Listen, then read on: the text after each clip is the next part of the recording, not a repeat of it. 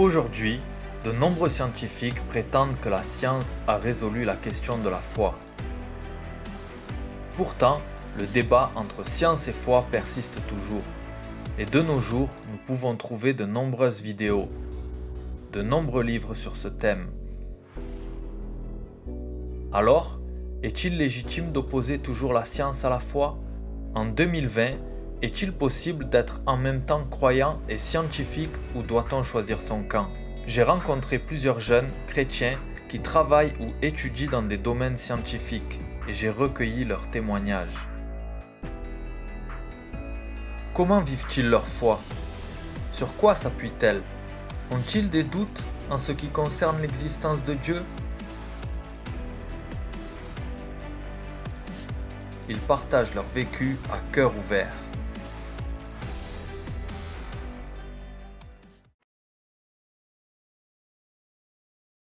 Je m'appelle Diou, j'ai 25 ans et je suis étudiante en 9e année de médecine. Plus précisément, je suis interne en gynécologie obstétrique. Alors, je suis Nathalie, je suis actuellement en 5e année de médecine. Je m'appelle Jimmy Magun et je suis togo-sénégalaise. J'ai d'abord fait une licence en agronomie au Sénégal. Et ici, j'ai fait un master en sciences de l'environnement et présentement, je suis en train de faire le management des projets. Je suis dans le domaine scientifique, particulièrement dans tout ce qui est agriculture et environnement, le lien entre les techniques agricoles et le respect en fait de la nature, le respect de l'environnement. Je m'appelle Audrey, j'ai 30 ans. Je suis à la base infirmière puéricultrice, mais actuellement j'ai repris mes études, donc je suis en 3e année étudiante en médecine.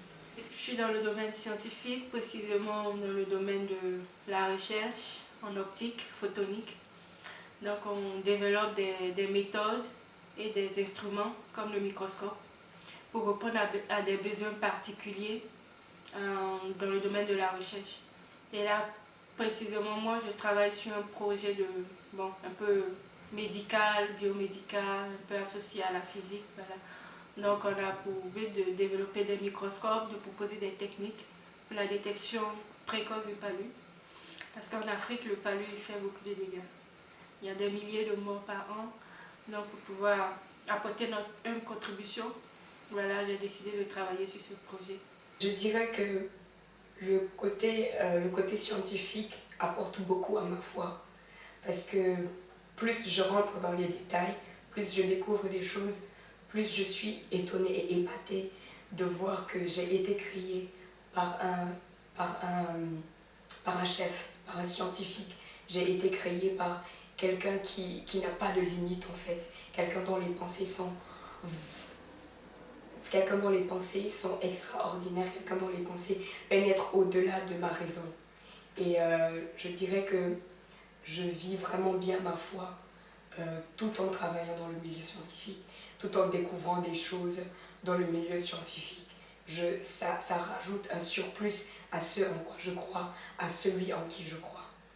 Je crois au Seigneur Jésus. Il a fait dans ma vie des choses que la science n'a pas forcément pu expliquer. J'ai grandi dans la milieu chrétien.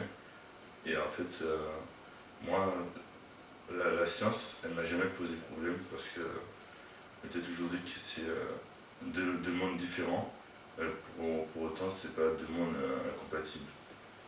C'est vraiment à 22 ans, pour la première fois de ma vie, que j'ai vraiment pris position pour Dieu, dans le sens que j'ai vraiment demandé à Dieu de venir en fait dans ma vie, d'être vraiment mon sauveur et mon Seigneur. Pour moi, la science, elle explique juste l'intelligence de Dieu et à quel point Dieu a créé les choses de façon tellement parfaite et merveilleuse en fait. Et quand on réfléchit à sur le plan du corps humain, parce que c'est un peu ma spécialité, mais à chaque système, que ce soit le cœur, les poumons, chaque système du corps est tellement bien réfléchi, de se dire que c'est arrivé comme ça, c'est un hasard. Je crois vraiment que la science et tout ce qu'on apprend sur sur le corps humain, ce qu'on découvre aujourd'hui, ou même encore plus dans le plus infiniment petit, l'ADN, les protéines, etc. Tout ça, ça nous montre à quel point Dieu a tout pensé d'avance, en fait.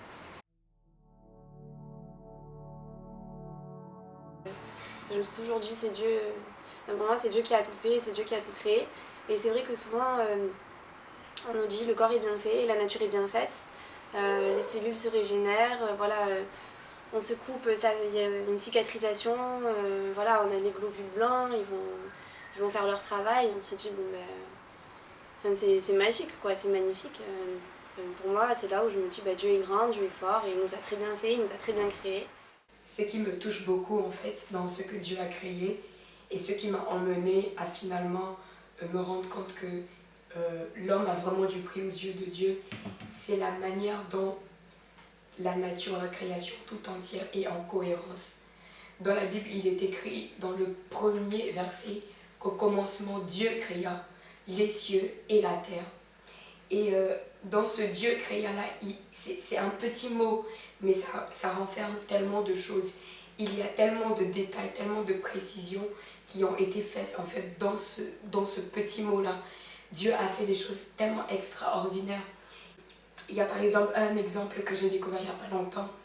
C'est que par exemple dans la forêt, la manière dont les plantes grandissent, la manière dont les plantes croissent, c'est en fait grâce à tout ce qui est autour et aucun élément n'est laissé au hasard. Par exemple, les plantes, ils ont en eux ce qu'on appelle des stomates sur leurs feuilles. Et ces stomates s'ouvrent et se ferment, ils s'ouvrent et se ferment. Et lorsque les stomates sont ouverts, en fait, ça permet aux plantes de mieux absorber les éléments nutritifs.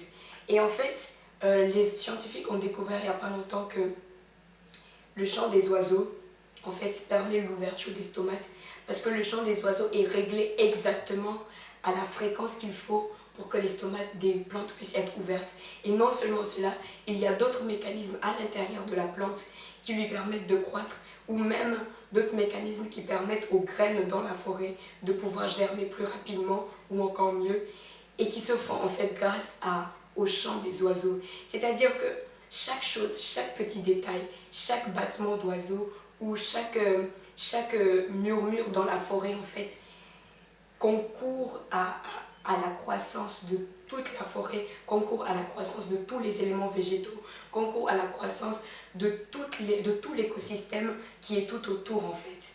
Et Dieu n'a rien laissé au hasard, que ce soit pour la forêt, que ce soit pour la prairie, que ce soit dans tous les milieux naturels, Dieu n'a rien laissé au hasard. Tout a été fait avec une précision extraordinaire, une précision exacte et juste. En restant logique, en fait, pour construire une machine, il faut forcément un constructeur. Pour qu'une horloge marche, c'est obligatoire qu'il y ait un horloger pour justement la régler comme il faut. Il suffit qu'il y ait une pièce qui est mal mise, qui n'est pas à sa place pour que toute la machine ne fonctionnera pas.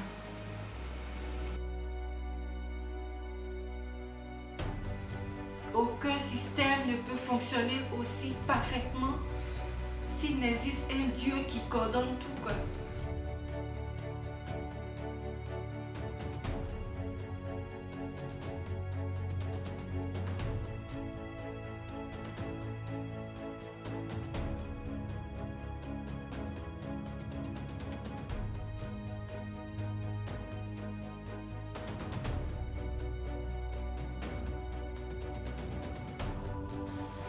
En fait, le monde est trop bien fait pour que ce soit vraiment une succession d'événements qui donnerait quelque chose qui marcherait à la perfection.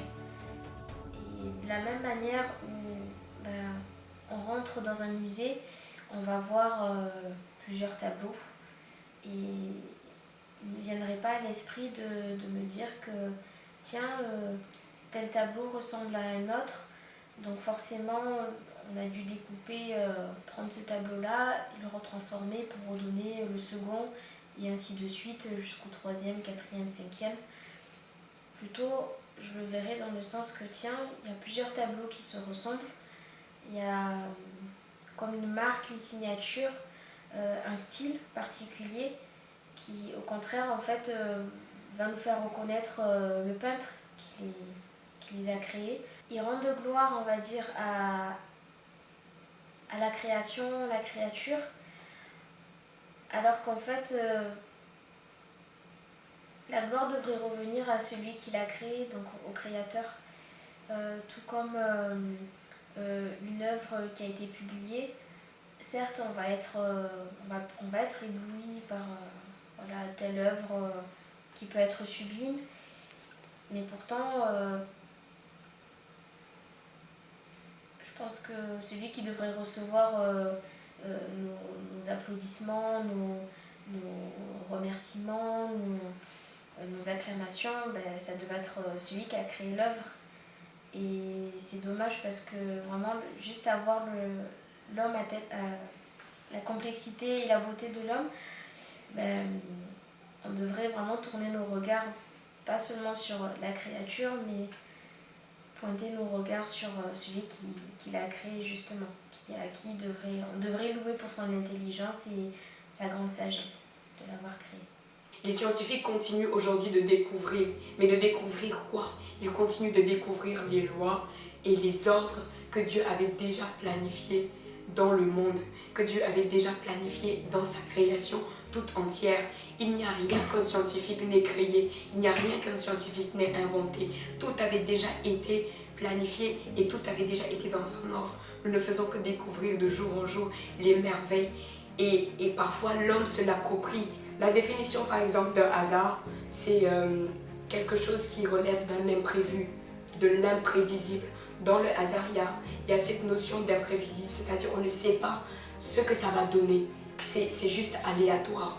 Mais lorsqu'on regarde en fait dans les détails de la nature, lorsqu'on regarde dans les détails d'une plante, comment elle a été faite et comment est-ce que tout l'environnement tout autour d'elle a été créé, on se rend compte qu'il n'y a rien d'imprévisible. Tout a été prévu au détail près et avec précision. Tout a été calculé, si je peux le dire ainsi. Ce sont des mathématiques, c'est de la biologie et pour moi en fait, c'est pas, je ne peux pas me dire que tout cela a été fait par juste un pur hasard qui a éclaté et puis ça a donné cette merveille-là. C'est au-delà de notre imagination. Les scientifiques continuent aujourd'hui de découvrir, ils n'ont pas fini de découvrir, ils continuent de découvrir justement toutes les merveilles que Dieu a créées.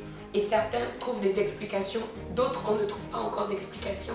Tellement c'est une science au-dessus de notre portée, tellement c'est une science au-dessus de la portée du plus grand scientifique. On naît, on découvre, on meurt, on laisse ces choses-là, mais on ne peut pas aller à la limite parce que tellement c'est infini, c'est illimité.